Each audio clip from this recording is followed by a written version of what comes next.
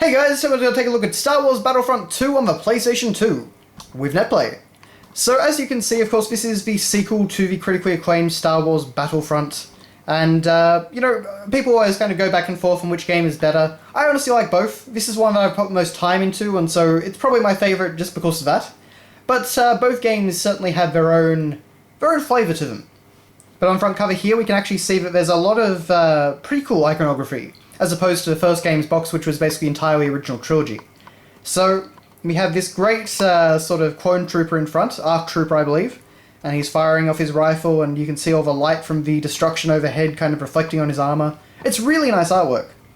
And over here, of course, we've got young Obi-Wan, Aayla Secura, and Kit Fisto on Coruscant, so the light side, I guess you'd say. And we can see some of the Republic ships up above fighting it out. And then over here we can see, there's a Jedi starfighter over there fighting some of the Separatist ships. And we have a Darth Vader on Mustafar with a clone trooper by his side. So, of course, the dark side. So it is a very eye-catching colour. I really do like the design. It's kind of, the way I probably would have done it would be to have, like, one side be prequel and one side be original trilogy. But, it looks very good nonetheless. So, naturally, they were trying to push prequel content at this time because Revenge of the Sith was new. And, of course, we do have the LucasArts logo. Rest in peace, LucasArts. Okay, so on the side here, it's basically just what you get on every single PAL PlayStation 2 box, just the name written out again. And then on the back, fight more of the greatest Star Wars battles any way you want. So this sequel to the best-selling Star Wars game of all time, so there you go. Battlefront 1 was the best-selling Star Wars game at that point. So of course we can see you could play as Yoda on Kashyyyk. You could have space battles now, which was very exciting. There's the one over Coruscant. Of course, you've got battles on Mustafar. Lots of cool stuff. And of course, play 16 new locations. And of course, it says battle across Star Wars Episode 3 environments, such as Utapau, Mustafar, and the space battle above Coruscant. Battle in space. Fight as a Jedi. So yeah, so it's basically all they chose to highlight were the new things to the game. So, even online multiplayer doesn't really get a mention, which is kind of interesting. Okay, and of course this was developed by Pandemic, another sadly defunct game studio. Okay, so then on the disc we've got a kind of a mashup of the front cover. It's a little bit different though, so we've just got the clone trooper and then we've got the dark side and the light side on each thing. And the story mode for this game actually does focus on kind of how the clone troopers, they kind of started out fighting for the good guys and then they became, the Republic became the Empire, and so things kind of changed. So it's an interesting sort of very grizzled story mode for a Battlefront game. But interesting though, the voiceover is quite well acted. Okay, so then we have our manual. And, it's all black and white, but it does actually have pictures in the background, different art assets and things like that. So there was actually some effort put into it. It tells you all the controls, infantry and Jedi, turrets, starfighters, vehicles.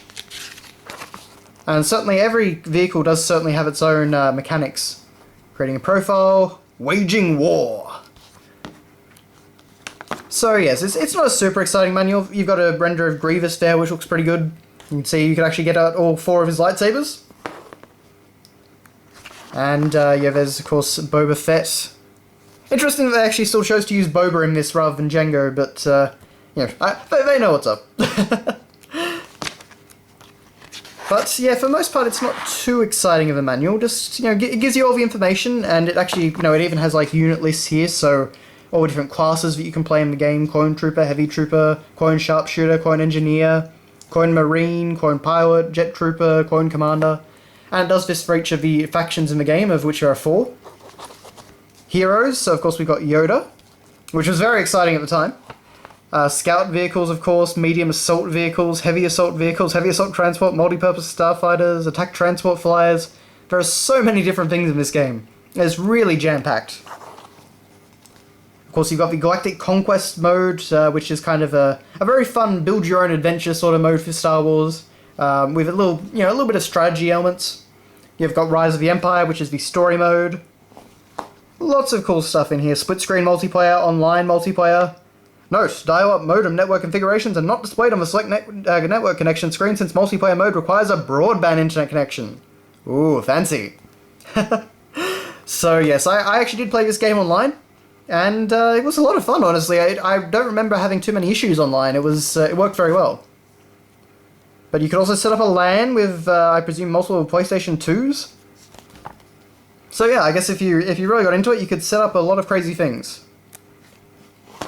Oh, and of course, firewalls, GameSpy. So this actually used GameSpy's online networking system.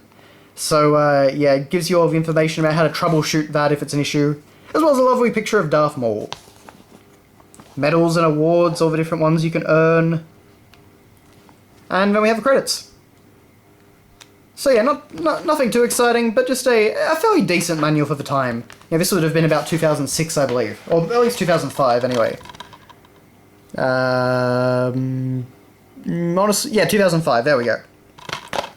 But anyway, that is your look at Star Wars Battlefront 2 on the PlayStation 2. As I say, fantastic game. I highly recommend it. I particularly recommend it over the new Star Wars Battlefront, especially if you want a very, very Star Wars-y game as opposed to a first-person shooter with, some Star Wars elements. But, thank you very much for watching, guys, and I will see you next time.